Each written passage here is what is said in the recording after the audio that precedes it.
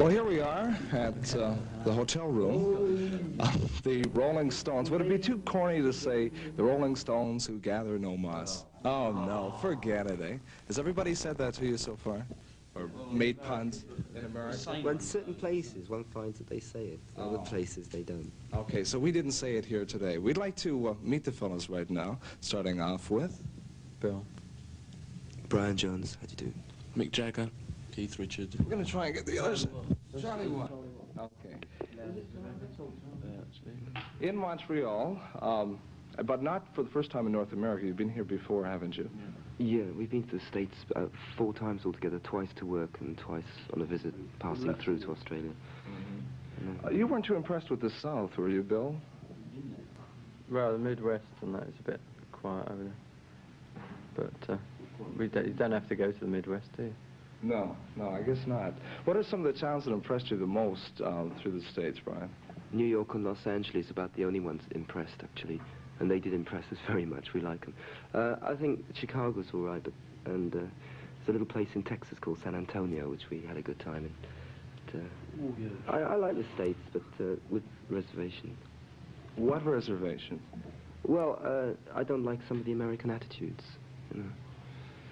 Are they... I don't want to go into it. No? Okay, we won't offend any American audiences.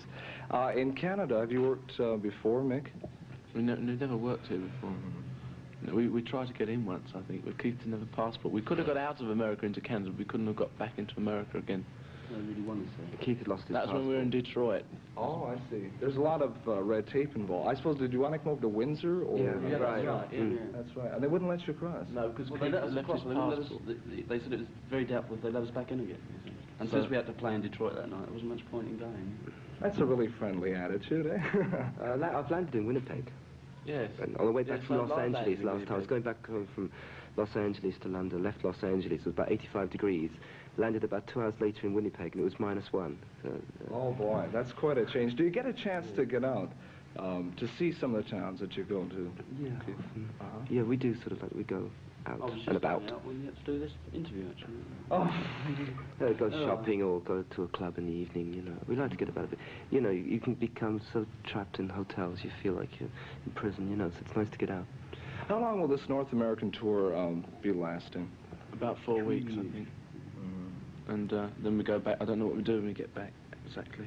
We're going to Scotland. Then Scandinavia. Scandinavia? We're going back to Scandinavia. We were in Scandinavia about 3 weeks ago. And then we came straight virtually from Paris to here. We had 2 late days in London. We came from Paris, London here. You must have had a good time in Paris, eh? Oh, yeah. Paris, I like Paris. We've been there a couple of times. What are some of your favorite groups? I guess you know some personally when you admire some of their work musically. Ryan? Well, I like mainly, we all like virtually the same American artists. I don't know whether you're talking about American sort of artists or the English groups, you know, I don't know. We like James Brown and Solomon Burke and Wilson Pickett and people like that. Don't we, fellas? Oh, yeah. Everybody's unanimous. Has there been any reaction to the American groups going over the Tamla Motown review with the Supremes and Marvin Gaye and people like this? Any reaction in England? Marvin Gaye didn't go. And unfortunately, there was no reaction. The whole tour bombed terribly. There's been the British musical press and the record company blurbs they've been saying, oh, there's a great big sort of Tamla Motown scene in England, everybody wants to see them. That's a fact, they don't. The Supremes had a couple of very big hit records, and that's about all. You know, nobody else has. Marvin Gaye's never had a hit, unfortunately. No, eh? Martha Van to cut a little been a hit. thing in England, you know. Unfortunately. And especially, they did well in London, you know, which was inevitable, really, because it was quite a good show. But outside of London, they did nothing. In Bristol, I believe, I was told that in Bristol, which is a big city, they only sold about £8 worth of tickets.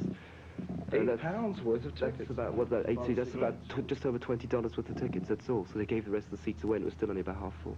What's the reason for this? Because we've had so many British groups coming over here. Lack of... Yeah. Oh. No, but they're not outside of London. You see, in London, Tamla Motown, people say, oh yes, Tamla Motown's great and everything, and they will go and see them, but outside London, they're not really interested. And it was billed as a Tamla Motown review. Or if it had been billed, say, as the Supremes, you know, and Georgie Fame, who happened to be on the bill, who had a #1 record. It would have been done better, but they built it Tamla Motor outside of London. People are very different. Know what it was all about. I mean, what's Tamla Motown? They probably thought Tamla Motown was a person, you know. Well, listen, next week we're going to come back and we're going to find out more about you and find out about your aspirations and about your stay here in Montreal, okay? Perspiration use band? Okay. The Rolling Stones here, and join us again, of course, next week for part 2 of our interview, okay? Before music came along and the Rolling Stones, Charlie? I was a designer. Mm-hmm. Yeah. In what field? In fashion or? Advertising. In advertising? Would you like to get back into this field eventually? Do you still have a big interest in? No? Perhaps Mick would know the answer. Before music came along and the Rolling Stones, Charlie? I was a designer. Mm-hmm. Yeah. In what field? In fashion or?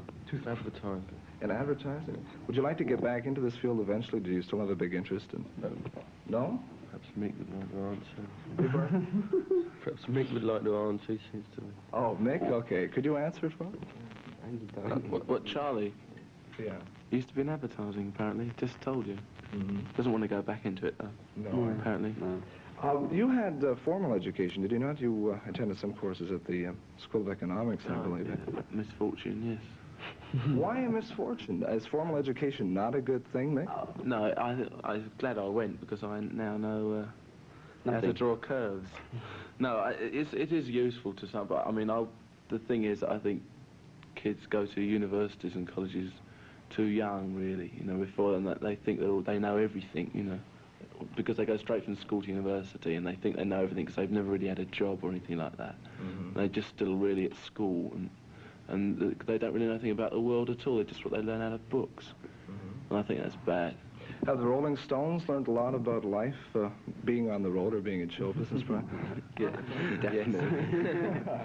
Oh, yes, definitely. Well, obviously you're bound to in lots. I mean, we've been sort of practically all over the world and we've seen things that, as Mick was saying, so we've read about in books and sort of centred. It really is, yeah. I better not go any further. We've learned a lot about life. We learned about Nova Scotia in school. You're working and living very closely together. Are there any conflicts that eventually flare up? No. No? Not at all? What are some of the problems that you do run into on the road? Do you have to sometimes just break off and get out of the hotel room? Shirts, no one to wash them.